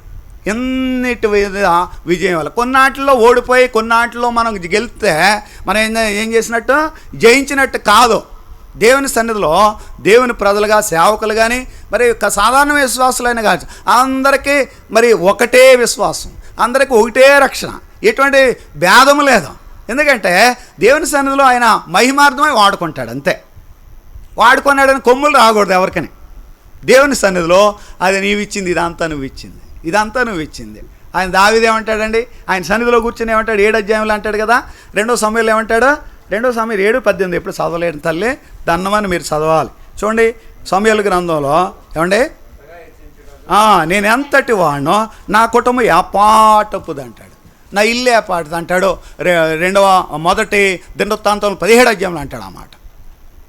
చూసారా, నేను ఎంతటి వాడిని, నా ఇల్లు ఏపాటిది, నా కుటుంబం ఏపాటిది అంటాడు. కనుక ఈ అనుభవాలతో ప్రార్థన అవసరం అనమాట. ప్రార్థన అంటే మనం ఏంటంటే తగ్గించుకోవటం, మనం తగ్గించుకోవటం అంటే దేవుడు హెచ్చవలసి 3:30 యోహాను చూడండి, యోహాను 3:30 చూడమ్మ తల్లి. అయ్యో బైబిల్ భక్సింగ్ గారు దేవుడు లోకమును ఎంతో ప్రేమించాడు 3:16 అంటే గడగడలాడుతూ చూసి చదివాడంట. మనం ఎంత బైబిల్ పండితుల్లాగా ఏంటి A1 టెక్నాలజీలాగా మనం చదవకూడతాలి, బైబిల్ ఓపెన్ చేయాలి ప్లీజ్. ఎవరేమనుకోవద్దు దయించి. అమ్మా ఆయన హెచ్చవలసి ఉన్నది.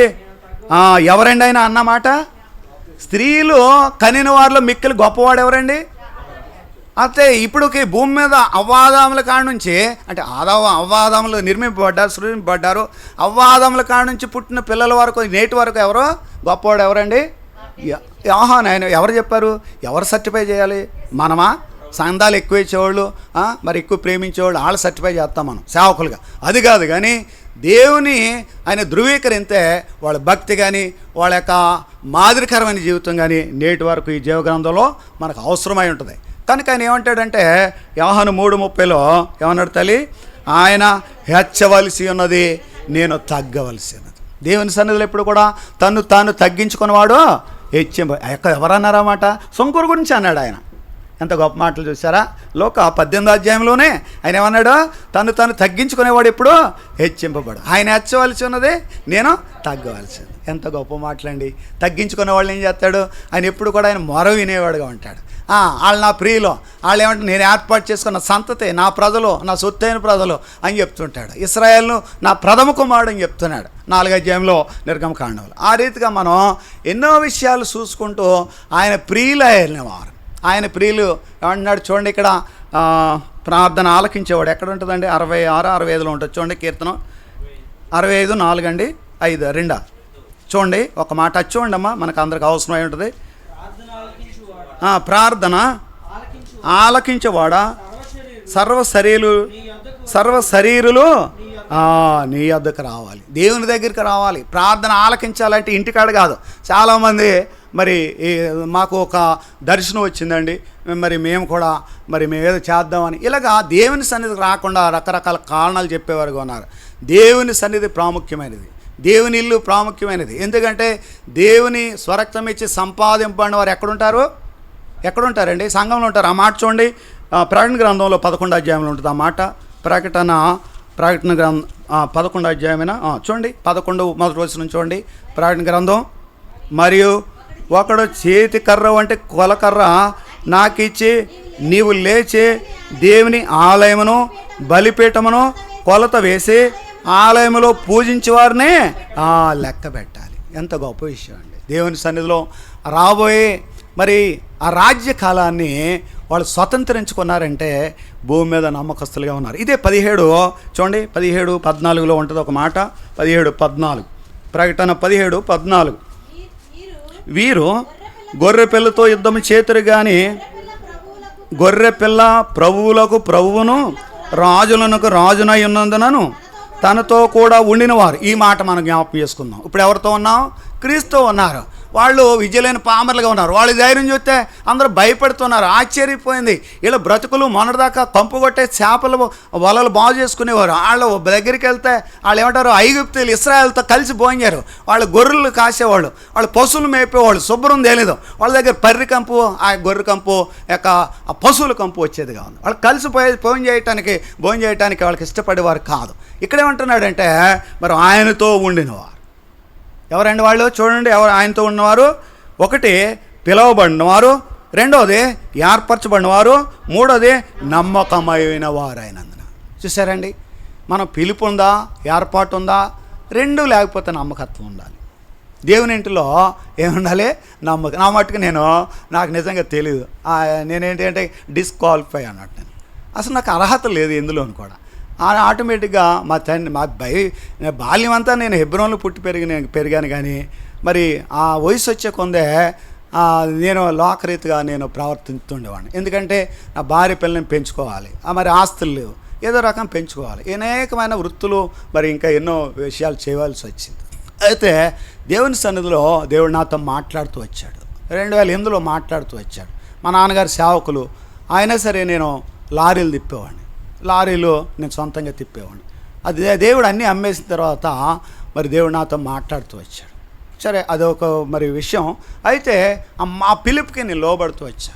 ఆ మాట్లాడిన తర్వాత ఎన్నో శోధనలు, భౌతికమైన ఎన్ని శోధనలు ఉంటాయి. ఆయన ఏమన్నాడంటే, ఆ పదం ఆడొచ్చో లేదో నాకు తెలియదు కానీ ఆయన ఏదో పదం ఆడారు. ఇందాక ఇశ్రాయేల్ గురించి ఒక పదం ఆడుతూ వచ్చారు. ఆ పదం నా జీవితంలో మరి నెరవేరుతూ వచ్చింది. ఎన్నో రకాలుగా భౌతికంగా ఎన్ని చెడిపోవటానికి మానవునికి ఈ లోకాసులు ఉన్నాయో అన్నీ నాకు ప్రభావం చూపుతూ వచ్చింది. ఎందుకంటే మా సర్కిల్ ఎటువంటిది, మరి జేబులో డబ్బులు ఉండేటప్పటికే అని లోకం కూడా ఏం చేద్దంటే ఆశిస్తుంది, మన వల్ల ప్రయోజనం పొంది మన పడగొడతా కూడా అంతే. మన వీర్లు సూర్యులు మనం ఏదో పెద్ద గొప్పవాడు అని ఫీల్ అయ్యామంటే నష్టపోయేది మనమే. మరి మరణా నుంచి తప్పిస్తాడు, కీడు నుంచి తప్పిస్తాడు. ఆయన ప్రణాళికలు, ఆయన చిత్తంలో మనం ఉండాలి. కనుక మనం ఏం చేయాలంటే ఆయనతో ఉండే అనుభవాన్ని మనం చూడాలి. ఉండే అనుభవం చూసినప్పుడు మరి పిలవబడేవారు, ఏర్పరచబడినవారు, మరి నమ్మకస్తులు 3 రకాలుగా ఉండాలి. ఆయన సన్నిధిలో ఆయన్ని గెలిపించాలంటే, ఆయన గెలిచిన రాజ్యంలో మనం ఉండాలంటే ఏం చేయాలి? పరలోకంలో సంతోషం కలగాలి. ఎక్కడ 15 అధ్యాయం 7-10 వచనాల్లో మాట్లాడతాడు లోక సువార్తలో. ఒక పాపి విషయమై చూడండి 7వ వచనం, లోక 15:7 వచనం చూడండమ్మా. అమ్మా చదవండి. మారు మనసు పొందు ఒక్క పాపి విషయమై పరలోకమందు ఎక్కువ సంతోషం కలుగుతుంది. మారు మనసు లేని వాళ్ళు ఎంతమంది ఉన్నారండి? స్ట్రెంగ్త్ ఎంత అండి? మా సంఘం ఎంతో అంటాడు చాలామంది. ఎంతమంది ఉన్నారు కాదు. ఇటువంటి స్మరణని ఆ నామ సార్థకత ఇక్కడ కనపడుతుంది. స్మరణలో అన్న దారిలో అడుగుతున్నారు. సరే, ఇది ఆయన తెలిసి అడిగారు, తెలియక అడిగారు అని నేను కొంచెం మౌనంగా ఉన్నాను. అన్న ఏమన్నారంటే, స్మరణలో ఎటువంటి లోపాలు లేవు కదా తమ్ముడు అన్నాడు. సరే, ఇంకా దానికి నాకు ఈ మందిరం పేరు తెలియదు, నేనేం మాట్లాడాలి, టైం అంతా దానికి వేస్ట్ అవుతుందని మాట్లాడాలి. ఇక్కడికి వచ్చి చూస్తే స్మరణ గురించి రాయబడుతూ వచ్చింది. అంటే నేనేమంటానంటే, మరి మనం ఈ తక్కువ ఎంతమంది ఉన్నారు అని కాదు కానీ నమ్మకస్తులుగా ఉండాలి. ఆయన సన్నిధిలో పిలువబడిన వారు, ఏర్పాటు చేయబడిన వారు, మరి తర్వాత నమ్మకస్తులుగా ఉండటానికి మనం ప్రయత్నం చేయాలి. మన ప్రార్థన ఎవరు వింటారండి? మన ప్రార్థన పాపం అవుతుందంట. మన ప్రార్థన ఎప్పుడు ఏమంటాడో, మీ ప్రార్థన పాపం అవునుగాక. రకరకాలుగా ప్రార్థన గురించి, ఆయన ప్రార్థన నేను వినను అనే మాట మరి బైబిల్లో చాలాసార్లు రాయబడుతూ వచ్చింది. ఎందుకంటే 89వ అధ్యాయంలో అతనికిచ్చిన ఆ యొక్క వాగ్దానాన్ని వెనక్కి తీసుకున్నాడు. ఎవరండి? సౌలుకి ఇచ్చిన వాగ్దానాన్ని కూడా ఏం చేశాడు? మరి దేవుడు వెనక్కి తీసుకున్నాడు. తర్వాత ఎవరికి ఇచ్చాడు? ఆ వాగ్దానాన్ని దావీదుకి ఇస్తూ వచ్చాడు. అంటే మనం ఎప్పటికప్పుడు 2వ పేతురు 1:10 చూడండి. పేతురు రాసిన 2వ పత్రిక 1వ అధ్యాయము 10వ వచనం చూడండి ప్లీజ్. దయించి, నాకు ఫ్లోలో తెలియదు, మీరు ఎప్పుడు ఆపమంటే అప్పుడు ఆపుతాను ప్లీజ్. 2వ పేతురు 1:10 చూడండి. అందువలన సహోదరులారా, మీ పిలుపును ఏర్పాటును నిత్యం చేసుకొనుటకు మరీ జాగ్రత్త పడాలి. మన పిలుపు, మన ఏర్పాటు నిత్యం పరిశీలన అయి ఉన్నది.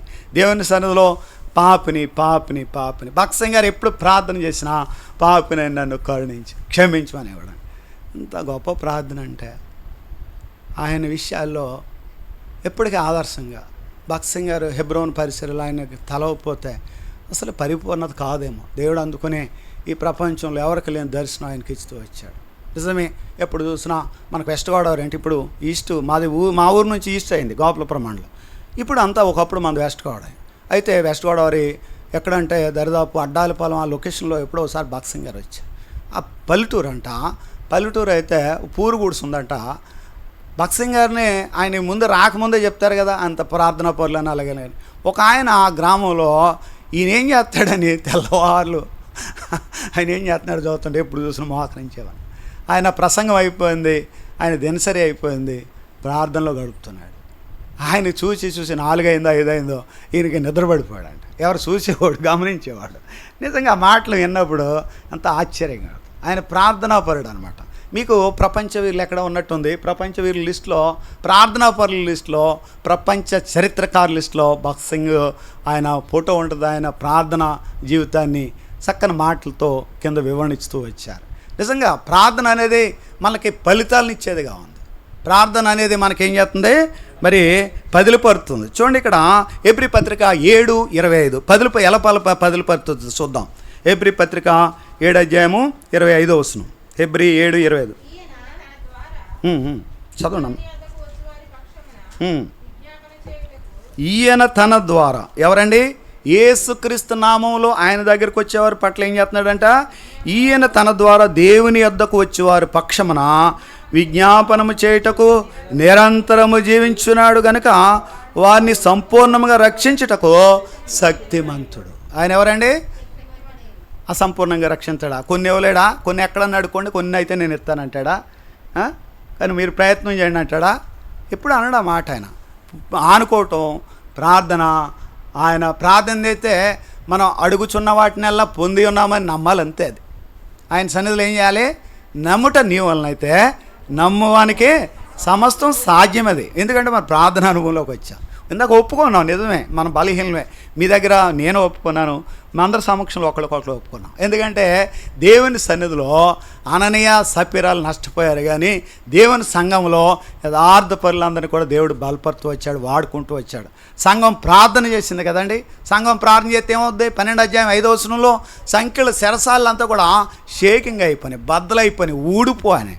సంఘ ప్రార్థన చాలా అవసరమైనది. సంఘ ప్రార్థన చాలా మరి బలమైనది. ఎందుకంటే ఈ సంఘము ప్రార్థన చేసినప్పుడు గడప పునాదులు మరి కదులుతున్నాయంటే ఎక్కడ? అది యెషయా గ్రంథం 6 చెప్తున్నాడు. ఆ పరిశుద్ధులు మరి ప్రార్థన చేసినప్పుడు, స్తుతులు చెల్లించినప్పుడు ఏం జరుగుతుంది? పరలోకపు గడప పునాదులు కదులుతున్నాయి అంటాడు. వెంటనే జవాబు వచ్చేదిగా ఉంది. ఈ సంఘం కొరకు దేవుడు ఏం చేశాడు? తను తగ్గించుకున్నాడు. ఈ సంఘం కొరకు ఏం చేశాడు? తను తగ్గించుకుని మన కొరకు మరి సంఘ విమోచన కొరకు వచ్చాడు. మరి ఎఫెసీ పత్రికలో 2:21-22-23 ఈ సంఘానికి ఆయన ఆధిపత్యం వహిస్తున్నాడు, అంటే తలగా ఉంటున్నాడు అనమాట. ఆయన ఈ శరీరం అంతా కూడా లోబడేదిగా ఉంటుంది. మరి శరీర అవసరాల అక్కర్లన్నీ కూడా ఈ తలకి చెప్పుకునేదిగా ఉంటుంది అన్నమాట. కనుక సంఘ ప్రార్థన లేదా ప్రార్థన అనేది చాలా పదిలిపడుతుంది. ఎందుకంటే ఆయన తన ద్వారా తన యొద్దకు వచ్చేవారు అందరూ పక్షాన్ని ఏం చేస్తున్నాడో ఏమంటున్నాడు? విజ్ఞాపన చేస్తున్నాడు అంట. నిరంతరం చేస్తున్నాడా? కొంతసేపు చేస్తున్నాడండి. విజ్ఞాపన చేయుటకు నిరంతరము జీవించున్నాడు కనుక వారిని సంపూర్ణంగా రక్షించుటకు శక్తిమంతుడిగా ఉన్నాడు. ఎంత శక్తి అంటే ఆయన ఏం చేయలేకపోయింది? ఆయన మరణం బంధించలేకపోయింది. ఇంకేం చేయింది? సమాధి బంధించలేకపోయింది కదండి. సాతాను తన అన్యాయాలను ఏం చేసిందంటే ఆనాటి రోమా ప్రజల చేత, ప్రభుత్వం చేత సంఖ్యలు వేయించింది, బలమైన సంఖ్యలు వేయించింది. అందుకని కపాలమైన స్థలములు ఇప్పుడు ఇంకా ఆ యొక్క బోల్టులు, అదే ఆ యొక్క రివిటింగ్ ఇంకా ఆ మొదలు ఇంకా అక్కడే అలాగే ఉన్నాయి, బద్దలైపోయినప్పుడు ఇప్పుడు కూడా అవన్నీ ఆనవాళ్ళు ఉన్నాయన్నమాట. చరిత్రకారులు అవన్నీ కూడా పరిశోధించి మరి ప్రజల మధ్యకి తీసుకొచ్చే సత్యాలు అవి. కనుక మనం మరి లోకరీతిగా దేవుని జ్ఞానము సంపాదించడం మంచిది, కానీ దేవుని సమయాన్ని లోకరీతిగా మనం వాడుకుని నష్టపోకూడదు. దేవుని సన్నిధిలో మనం ఉండాలి. ప్రార్థన అనేది చాలా ప్రాముఖ్యమైనది. మానవ జీవితంలో ప్రార్థన అనేది పరిస్థితులను మారుతూ వచ్చింది. ప్రార్థన అనేది ఏం చేసిందండి? పరిస్థితులు మారింది. ఎందుకంటే వ్యక్తిగత ప్రార్థన దానియేలు చేశాడు, మనకు తెలుసు. ఇంకొక ఆయన చేశాడు, మరి హన్నా చేసింది. హన్నా జీవితంలో కూడా వ్యక్తిగతంగా చూస్తాం. ఆయన తాగినట్టు, అంటే మన ప్రార్థన అవహేళన చేసేవారుగా రకరకాలుగా మన పెదాల మీద మా పదాలు మనకి మరి గుదుగుచ్చినట్టు పువ్వులాగా రాకపోవచ్చు, కానీ మరి మనకి చూడండి రోమా 8:26 చూడండి. రోమా 8:26 ప్రార్థన అనుభవాన్ని ఇక్కడ చూస్తాం. రండి, ప్రార్థన అనుభవం 8:26 ప్లీజ్. అటువలే ఆత్మయు మన బలహీనతను చూసి సహాయం చేయుచున్నాడు. ఏలయనగా మనం యుక్తముగా ఎలాగో ప్రార్థన చేయవలన మనకు తెలియదు, కానీ ఉచ్చరింప సఖ్యము కానీ మూలుగలతో ఆ ఆత్మ తానే మన పక్షముగా విజ్ఞాపన చేయుచున్నాడు. ఇక్కడ చూడండి, మన మనవలు లేక మన పిల్లలు, మనకు సంబంధించిన వాళ్ళు, మనకు గర్భాన్ని పుట్టిన వాళ్ళు అందరూ, అంటే మన వంశవృక్షం మరి కొనసాగుతుంటే వచ్చిరాని మాటలు మనకు అర్థమవుతాయి, ముద్దుగా ఉంటాయి, ప్రేమగా ఉంటాయి. మళ్ళీ ఆ పదాలు పలికించి మనం ఎంతో ఆనందిస్తాం. అవునా కాదా? అవునా కాదండి? ఈ అనుభవం ఉందా లేదా మనందరికీ? మీకు లేదా? నాకుందండి, నాకుంది. ఎందుకంటే అటువంటి అంతకంటే ప్రేమ దేవుడు. మనం ఎలా హృదయపూర్వకంగా ప్రార్థన చేయాలి, హృదయపూర్వకంగా ఆరాధన చేయాలి, హృదయపూర్వకంగా మన యొక్క విజ్ఞాపనమైన సన్నిధిలో మరి తెలిపేవారుగా ఉండాలి. అందరికంటే సుఖంగా సౌఖ్యంగా ఉండాలంటే అందరి కొరకు ప్రార్థన చేయాలి. అదే సేమ్ సమయంలో మనం కూడా పరిపూర్ణులుగా ఉండాలి, పరిశుద్ధులుగా ఉండాలి, యథార్థంగా ఉండాలి, దేవుని సన్నిధిలో దాపరకం లేకుండా ఉండాలి. 139 అధ్యాయం మరి ఆ యొక్క కీర్తనలు అంటాడు, నేను ఎక్కడికి వెళ్తాను అంటాడు. నీ ఆత్మ నాతో రావటం లేదా? నేను ఎక్కడ ఈ భూమి మీద మరి ఆకాశంలో నీళ్ళ క్రింద ఎక్కడికి వెళ్ళినా నువ్వు నాతో ఉంటాడు. నాకు తలంపులు కోరికలు పుట్టక మునిపే ఎరిగిన దేవుడు అంటాడు. మరి అన్నీ ఒప్పుకుంటున్నాడు కనుక మనం ఒప్పుకొని దేవుని సన్నిధిలో ప్రార్థన చేసేవారుగా ఉండాలి. ఎవరినో మెప్పించడానికి కాదు. ఆయన అంటాడు కదా, మరి ఇతరులను మెప్పించడానికి నేను రాలేదంటాడు. గలతీ పత్రిక 1:10 అంటాడు ఆయన, ఇతరులను మెప్పించేవాడిని కాదు, నేను నా దేవుడిని మెప్పించాలి, నా దేవుని ఘనపరచాలి, నా దేవుని కీర్తించాలి, నా దేవుని సన్నిధిలో యథార్థంగా నేను చెప్పుకోవాలి. కనుక ప్రార్థన ఆలకించేవాడుగా ఉన్నాడు. ఆయన ఏమంటాడు? 66:16 ఏమంటాడండి? కీర్తన 66:16 ఏమంటాడండి? 66:16 అన్న ముగించానా? ఓకే. దేవుని యందు భయభక్తులు కలిగిన వారులారా మీరందరూ వచ్చి ఆలకించుడి, ఆయన నా కొరకు చేసిన కార్యములను నేను వినిపించాను. చాలండి, ఇక అక్కడికి చాలు. ఎందుకంటే ఎన్నో భావాలతో ఉండిన ఆ యొక్క వాక్యాలు ఉంటాయి. మరి ఎవరైనా సరే మనం వినిపించాలి, ప్రార్థన చేస్తే గణపరచాలి. మిగతా వాళ్ళు ఆమెన్ అంటే ఏంటి చెప్పండి అండి? అలాగు జరుగును గాక, తదాస్తు అంటారు దాన్ని. తదాస్తు అంటే అవునుగాక అని. ఏమంటారు? అవునుగాక అని. మరి శరాబులు, కెరూబులు, దేవదూతలు ఉంటాయి. పరలోకం దేవుని సమక్షంలో ఎవరుంటారు? వీళ్ళందరూ కూడా పరలోకంలో సంతోషించడం అంటే ఏంటి దాని అర్థం? లోక 15:7 చదివాం కదా మనం. ఆమెన్ అంటే ఇదిగో నా ప్రియకుమారుడు, ఇదిగో నా ప్రియకుమార్తె. ఎంత గొప్ప ప్రార్థన చేసేవారు అన్నాడు. నిజంగా చూడండి, ప్రకటన గ్రంథంలో కూడా ఆ మాట ఉంటుంది చూడండి, చక్కని మాట. మీరు ఎవరైనా జ్ఞాపకం చేయండి, నేనేం సిద్ధపడకుండా అని చెప్తున్నాను. రండి ప్లీజ్. ప్రకటన 8 చూడండి, ఇక్కడ మంచి మాట ఉంటుంది. రండి. 8:3 మరియు సువర్ణ దోపార్తి చేత పట్టుకొని ఉన్న వేరొక దూత వచ్చి బలిపీఠం ఎదుటిగా నిలవగా సింహాసనం ఎదుట ఉన్న సువర్ణ బలిపీఠం పైన పరిశుద్ధులందరి ప్రార్థనలతో కలుపుటకై అతనికి బహు ధూపద్రవ్యములు ఇవ్వబడినాయి. ఏమన్నాయండి? ధూపద్రవ్యాలు, సుగంధ సంభారములు. ఆ యొక్క మేళవింపు, ఆ యొక్క నిర్గమకాండం 25 అధ్యాయంలో ఈమె సుగంధ సంభారాలకు కావలసిన ఆ పరిమళ వస్తువులన్నీ తీసుకొచ్చారు. ఈ యొక్క పరిశుద్ధులు తన సంఘము కలిసి ప్రార్థన చేసి ఏకభావంతో చేస్తే, దేవుని కనపరిచేవారుగా చేస్తే నిజంగా అన్ని పాటలు కూడా ఇంతకుముందు 400 ఎంతండి 525 పాట నాకు రాదు యాక్చువల్గా అయితే. కానీ సరే అందులో భావాలు చాలా దేవుని నడిపింపు చేత దేవుని దాసులు ఏం చేస్తున్నారు? చక్కని మరి ఇక్కడ నడిపిస్తున్నారు. కనుక ఇక్కడ మనం గమనించేది ఏంటంటే, మనం అనేక దూర ప్రాంతాల నుంచి లేదా ఈ గ్రామంలో కూడా మీరు వచ్చారు. మనం అందరూ కూడా ఎవరో పరిశుద్ధులమే, దేవుని సన్నిధిలో మనం క్షమింపబడిన వారమే, దేవుని రక్తం చేత కడిగి కొనబడిన వారమే. మనం పరిశుద్ధులుగా దేవుడు క్షమించాడు. ఇంకొకటి క్షమించకపోతే వాడేవాడండి అసలు? ఈ లోకంలో సహోదరుల మీద మినారాలు మోపేవాడు ఎవడో? ఆడు సంఘంలో ఉన్నవాడు, ఆడే సహోదరుడు కాదు. వాడు సంఘంలో ఉన్నా సరే సహోదరి కూడా కాదు. వాళ్ళు సాతాను మరి పావులు, వాళ్ళు సాతాను సంబంధికమైన వాళ్ళు ఏమంటారు? ఆయుధాలు అనమాట. క్షమించేవారు, ప్రేమించేవారు, ఐక్యత చూపించేవాళ్ళు, దేవుని నామాన్ని బట్టి దేవుని ప్రజలతో పాటు సంతోషించేవారు. 106:4-5 చూడండి. 106:4-5 చూడండి. 106 కీర్తన 4-5 106:4-5 అండి. యెహోవా నీవు ఏర్పరచేసుకున్న వారి క్షేమము నేను చూచినట్లు నీ జనులకు కలుగు సంతోషమును బట్టి నేను సంతోషించు నీ స్వాస్థ్యమైన వారితో కూడి కొనియాడటానికి వచ్చాం మనం. అంత గొప్ప విషయాలండి. మరి కృపతో నన్ను జ్ఞాపకం చేసుకో, ఇటువంటి ఆనందమే, ఇటువంటి జ్ఞానం, ఇటువంటి మరి భద్రత. మరి ఇక్కడ ఏముంది? దేవుని ప్రజల్లో ఆయన ఎలా కనపడుతున్నారు? మరి ఎంతో మరి వాడబడేవారు అన్నారు. మ్యాచ్ గారు మరి కారుగా ఉన్నారు అంటే ఆయన సేవకుని కనపరచలేదా? రేపొద్దున్న మాకు అటువంటి ఆశ కలగటం తప్పండి. దేవుని నమ్మకంగా చేసేవాడికి దీవెనలు మెండుగా ఉంటాయి. ఎవరికైనా సరే దేవుని పనులు అశ్రద్ధగా చేయకూడదు, దేవుని పనులు నమ్మకస్తులుగా చేయాలి. దేవుని ఇంటికి రావటం ఏంటి చూడండి, మొదటి పేతురు 3:9 చూడండి. 9 ఒక లైన్ చదివి 10 చదవండి. మనం ఎలా పిలువబడ్డాం? మొదట పేతురు 3:9 ఆశీర్వాదమునకు వారసులవుటకు మీరు చాలండి. ఒక్క మాట చాలు, ఎందుకంటే మళ్ళీ వెనక భావం మారిపోద్ది. ఇప్పుడు 10 చదవండి. అదే మాట 10 చదువు. జీవమును ప్రేమించి మంచి దినములు చూడగోరువాడు చెడ్డదాన్ని పలకకుండా తన నాలుకను కపటపు మాటలు చెప్పకుండా తన పెదవులను కాచుకోవాలి. ఇదండి దేవుని సన్నిధిలో మనం ఎందుకు వచ్చాడండి? మీరు ఆశీర్వాదానికి వారసులాట. మనం నష్టపోవటానిక, భూమి మీద శ్రమల పాలైపోయి దరిద్రులుగా దీనులుగా ఉండటానిక దేవుడు స్వరక్తం ఇచ్చి సంపాదించినవాడు. ఫిలిప్పీ 4:19 ఏమంటాడు? యేసుక్రీస్తు తన మహిమైశ్వర్యం చొప్పున మీ ప్రతి అవసరం అక్కర తీరుతాడు. ప్రతి అవసరం మనకు తీర్చుకోవటానికి వచ్చాం దేవుని ఇంటికి. ఎందుకు వచ్చామంటే ప్రార్థన అంటే ఏంటండి? నేను కూడా నా సంఘం క్షేమం కొరకు, నా కుటుంబం కట్టబట్టడానికి వచ్చాను. ఎందుకంటే ఇక్కడ ప్రార్థనా పరులు ఉన్నారు. మోషే ఆహ్వానాలు చేశారు, సమూయేలు చేశాడు. మరి ఆ ప్రార్థన ఎందుకే? జీవగ్రంథంలో ఎవరి గురించి రాయబడలేదే? ఇంకెవరు ప్రార్థనా పరులు కాదా? చూడండి, తన నామాన్ని బట్టి చూపిన ప్రేమను బట్టి దేవుడు మర్చిటకు అన్యాయస్తుడు కాడు.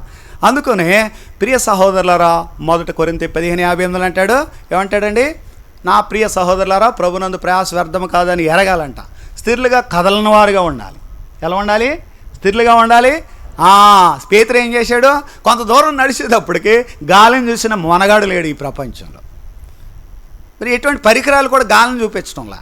వేవ్స్ అంటే కొంచెం షేడ్స్ కనపడితే తప్ప కంప్యూటర్లో గాలిని ఎలా ఉంటుందని రూపాన్ని కనుగొనలా. ఎవరైనా కనుగొన్నారండి? కనుగొన్నారా? కానీ పేతురు గాలిని చూసి భయపడ్డాడంట. అంతే మనం ఏంటంటే దేవుని పిలుపుని, దేవుని యొక్క సన్నిధికి వెళ్ళటానికి అనేక లోకరీతిగా అలజడులు సృష్టించేదిగా ఉంటుంది. సాతాను ఏం చేద్దంటే కలవర పెడద్దాయి, మభ్య పెడద్దాయి, మోసం చేద్దాయి. ఈ లోకాధికారిని మరి యోహాను గ్రంథంలో మాట్లాడుతూ ఉంటాడు. యోహాను సువార్తలో ప్రభువారు మాట్లాడుతూ ఉంటాడు. ఈ లోకానికి అధికారి వాడు. ఆయన ఏమంటాడు? మరి మత్తయి సువార్త 4:8-9 10 ఏమంటాడు? ఈ లోకల రాజ్యాలన్నీ చూపించాడు. ఇవి నాకు అప్పగింపండి, నువ్వు నాకు మొక్కితే నేను నీకు ఇస్తాను అంటాడు. అదే మరి లోకం 4 ఎన్నో వచనం అండి? అది చూడగలరా? చూడండి ఆ మాట. 4 లోక చూడండి. లోక 4 ఏమ్మా? కాదండి, 6 వచనం అండి. ఈ అధికారమంతయు ఈ రాజ్యముల మహిమయు నీకిత్తును, అది నాకు అప్పగింపబడినది. అది ఏమనక నేను ఇయ్యకూడదునో వారికి ఇస్తాను. ఎక్కడేమన్నాడంటే ఇదంతా నాదే అంటున్నాడు. మరి మత్తయి సువార్త ఇక్కడికి వచ్చేటప్పుడు ఏమంటున్నాడు? నాకు ఇయ్యబడింది అంటున్నాడు. అంటే దాని అర్థం ఏంటంటే అవాదములు చేసిన అవిధేయత. 3:4 మొదటి యోహానులో అంటాడు ఆజ్ఞాతిక్రమం పాపం. మనం ఇప్పుడు కూడా దేవుని పిల్లలుగా కొనసాగుతున్నాం. మన నిత్యం కూడా దేవుని సన్నిధిలో అపోస్తుల బోధ. చక్కని మాట ఇందాక దైవదాసులు మ్యాచ్ గారు మరి మాట్లాడుతూ వచ్చారు. ఏమన్నాడు? అపోస్తుల బోధ అంటే ఏంటి? మరి మనం ఈ యొక్క దేవుని సేవకులు నేటి మరి ఏమంటారు? అంతర్జాతీయ సువార్థికులు. అక్కడ లేదండి. అపోస్తుల బోధ అంటే దేవుని ప్రజల చేత రాయబడిన లిఖితపూర్వకమైన ఈ అధ్యాయాలు మనం చూడాలి. కనుక మనం జీవగ్రంథాన్ని అనుసరించాలి తప్ప ఈ లోకాన్ని కానీ మరి బైబిల్కి సంబంధించిన పుస్తకాలు కాదు. అది చదువు కాదు. బైబిల్ చదవండి. బైబిల్ చదివితే ఎక్కువ జ్ఞానం ఉంటుంది. బైబిల్ చదివితే దేవుడు మనతో మాట్లాడుతుంటాడు. కనుక మనం చదివింది ఇక్కడ ఏమంటాడంటే ఇదంతా నాకు అప్పగింపబడి ఉన్నది అన్నాడు. అంటే మీ ప్రజలే నీ స్వరక్తం ఇచ్చి సంపాదింపబడిన వారే నీ స్వరూపమందు నీ పోలిక చొప్పున ఉన్న వాళ్ళే అప్పగించారు. సాతానికి ఎవరు అప్పచెప్పారు? మనమే. ఎవరైనా అప్పచెప్పారండి? మన పితరుడు అవాదముల కాడ నుంచి అప్పచెప్తానే ఉన్నాం. దేవుడు ఎంతో ప్రయాసపడుతున్నారు. మన కొరకు ఎంతో ప్రేమపూర్వకంగా ఆయన స్వరక్తం ఇచ్చి సంపాదించాడు. మనం విలువ పెట్టి కొనబడేవారుగా ఉన్నాం. నేను ముగించడానికి ఒక 2-3 మాటలు జ్ఞాపకం చేసి ముగింతాను. ప్రార్థన పరిస్థితులు మారుతుంది. జ్ఞాపకం చేసుకుంటున్నాండి. రేపు చెప్పడానికి టైం లేదు. ఆయన అన్న చెప్పిన మాటకే మనం ముగించడానికి కట్టుబడదాం. రెండవది, ప్రార్థన ఏం చేస్తుందంటే ప్రయోజనం చేస్తుంది. ముందు నేను మీకు 3 మాటలు చెప్పాను. ప్రార్థన చేయకపోతే పాపము, మరి ప్రార్థన చేయనివ్వకపోతే పతనం, ప్రార్థన చేస్తే పదిలం. ఇక్కడ 7 మాటల్లో ఒక మాట ఏంటంటే ప్రార్థన పరిస్థితులను మారుస్తుంది. మరి అపొస్తలుల కార్యం 12 అధ్యాయం 5వ వచనంలో, దానియేలు 6 అధ్యాయంలో, మొదటి రాజులు 18 అధ్యాయాల్లో మరి అంటే కొన్ని మాటలు నేను తీసుకున్నాను. ఇక్కడ కూర్చొని కొన్ని మాటలు నేను తీసుకున్నాను. రెండోది, ప్రార్థన ప్రయోజనం చేస్తుంది. ఎలా ప్రయోజనం అంటే, ప్రయోజనకరమైనది ఏది కూడా దాసదు. అపొస్తలుల కార్యం 20:20లో ఉంటుంది. అపొస్తలుడైన పౌలు అంటాడు, ప్రయోజనకరమైనది ఏది నేను దాసను అంటాడు. ఎవరికి దాయకూడదు? సేవకుడు సంఘానికి దాయకూడదు. సంఘము మరి అననీయ సప్పీరలాగా దాచుకోకూడదు. సేవకుడు చెప్పాలి. మనం ఏం చెప్తే అది ప్రార్థన చేస్తారు. నేను ప్రార్థన చేయండి, ప్రాణం ఏంటి నీకు వ్యాధి ఏంటి చెప్పమంట. సంఘంలో క్యాన్సర్ అయినా హెచ్ఐవి అయినా ఏ జబ్బు అయినా చెప్పాలి కదా. చెప్పినప్పుడే కదా ఆ యొక్క జబ్బు తీవ్రతను బట్టి మనం ప్రార్థన చేసేవారు. తలకాయ పోటు మళ్ళీ మెళ్ళలాగుతున్నాయి అంటే దానికే చేస్తాం ప్రార్థన, అంతేనా అంతేనా కదా. కనుక దేవుని సన్నిధిలో ప్రయోజనకరంగా ఉంటుంది ప్రార్థన. ఎలా ఉంటుంది? ప్రయోజనకరంగా ఉండాలంటే దేవుని సన్నిధిలో మనం దాయటానికి ప్రయత్నం చేయకూడదు.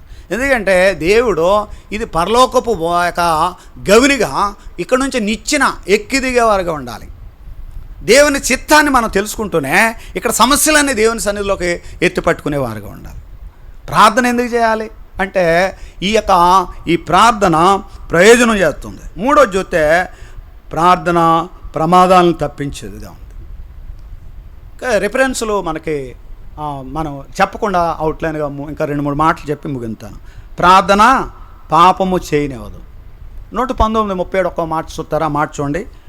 ప్రయోజనము 119:37 ఒక మాట చూద్దాం. అంటే కొన్ని మాటలని మీకు జ్ఞాపకం. 119:37 చదువు తల్లి. ఏం చేయాలి? ముందు అన్నిటికంటే ప్రమాదమైంది ఏంటంటే వ్యర్థమైన వాటిని చూడకుండా నా కన్నులు త్రిప్పివేయాలి. అభిమాన హీరో, అభిమాన సీరియల్ అంటే నచ్చిన సీరియల్, ఇటువంటి మనకొక అభిమానం దేవుని కంటే దేన్ని అది ఏది మనం ప్రేమించిన విగ్రహం అవుతుంది. దేవుని కంటే దేవునికి ఇవ్వవలసిన మహిమ ప్రతి వాని మోకాలు దేవుని నామను వంగాటానికి ఆయన. ఫిలిప్పీ పత్రిక కదండి, 2వ అధ్యాయం కదండి, 2వ అధ్యాయం 7-8 వచనాలు 6-7-8 వచనాలు ఉంటుంది. ఈ భూమి మీద ప్రతి వాని మోకాలు దేవుని నామను వంగాలి. ప్రార్థన అంటే ఎలా? కొంతమంది ఇంకా రకరకాలు వాళ్ళు నేర్పే, ఎందుకంటే ఈ యొక్క దుర్బోధ నేర్పేవారుగా ఉన్నారు. చిన్నప్పుడు పాట నేనేవాడిని, వంగని ప్రతి మోకాలని యేసయ్య ఎదుట వంగిపోవును, యేసు రాజుగా వచ్చుచున్నాడు, భూలోకమంతా తెలుసుకుంటారు, యేసు రాజుగా వచ్చుచున్నాడు, భూలోకమంతా తెలుసుకుంటారు. రవి కోటి తేజుడు రమ్యమైన దేవుడు, రవి కోటి తేజుడు రమ్యమైన దేవుడు, రాజుగా వచ్చుచున్నాడు, యేసు రాజుగా వచ్చుచున్నాడు, భూలోకమంతా తెలుసుకుంటారు. కనుక మనం జ్ఞానం కలిగి ఈ కళ్ళు ఎవరికే ఇవ్వాలి? ఆయన ఏమంటాడు? ఆకాశమందు చూసిన దర్శనానికి నేను అవదేని కాదంటాడు. ఎంత బాధపడే విషయాలంటే దర్శనం గమ్యం గురిపోతుంది. వ్యర్థమైన నాతో సహా మనం అందరం అదే పరిస్థితి. ఫేస్బుక్లు యూట్యూబ్లు చూస్తుంటే ఒక్కోసారి ఇందాక అన్న ఆ వాక్యంలో చెప్పారు, పొరపాటున స్క్రోల్ చేద్దామా లేదనే సందిగ్ధంలో పడిపోతుంది. ఈ లోకంలో భయంకరమైన పాపం మరి మనకి చేతిలో ఎక్కడ మారుతున్నామండి? బైబిల్ అయితే పక్కన పెడుతున్నాం కానీ పై జేబులో పెట్టుకోవాలి, అంటే హృదయం కాడ పెడుతున్నాం. భయంకరమైన పాపాన్ని ఎక్కడ పెట్టుకున్నా హృదయానికి దూరం అయిపోద్దాం, దగ్గరగా పెట్టుకోండి. అటువంటి పాపంలో నుంచి మనల్ని దేవుడు ఏం వ్యర్థమైనవి చూడకూడదు. వ్యర్థం అంటే కల్పనా కథలు, అవి కరెక్ట్ కాదు, వ్యర్థము, అవి నిష్ప్రయోజనం, అవి మనకు ప్రయోజనం చేర్చే కాదు. కనుక ప్రార్థన విషయంలో జాగ్రత్తగా ఉండాలి. మరి ఈ జాగ్రత్తలు తీసుకొద్దాం. మరి 5వది ప్రార్థన ప్రజ్వలింపజేస్తుంది, ప్రార్థన 6వది ఫలింపజేస్తుంది, ప్రార్థన ఫలితాలను ఇస్తుంది, మనం చూడగలుగుతాం. ఎన్నో విషయాలు ఉన్నాయి, కానీ మరి సమయాన్ని బట్టి మరి నేను ముగింతున్నాను. కొన్ని మాటలు దేవుడు మనకు అనుగ్రహించిన సమయాన్ని బట్టి మరి ఏదైనా పొరపాటుని మరి మీకు అర్థం ఉన్నట్టుంటే మీరు దేవుని అడగండి, నా పక్షంగా ప్రార్థించండి. మరి ఆ యొక్క విషయాలు మీకు ఏదైతే మరి అసందిగ్ధంగా ఉన్న గురించి మీరు మరోసారి ధ్యానించండి. ప్రార్థనాపూర్వకంగా మరి దేవుని సన్నిధిలో మరి నా కొరకు, మా పరిసర కొరకు, కుటుంబాన్ని గురించి ప్రార్థించండి. మరి స్మరణలో ఈ ప్రార్థనాంశాన్ని దేవుడు మనకు అనుగ్రహించి ఉన్నాడు. దేవునికి ఎన్నో వందనాలు. మరి సమయం మరి దేవునికి అప్పచెప్దాం, ప్రార్థన చేద్దాం. మరి దేవుడు తన పరిశుద్ధ వాక్యాన్ని మరి దీవించును గాక. మరి ఈ కొద్ది మాటలు దీవించి ఆశీర్వదించును గాక. ఆమేన్. Thank you.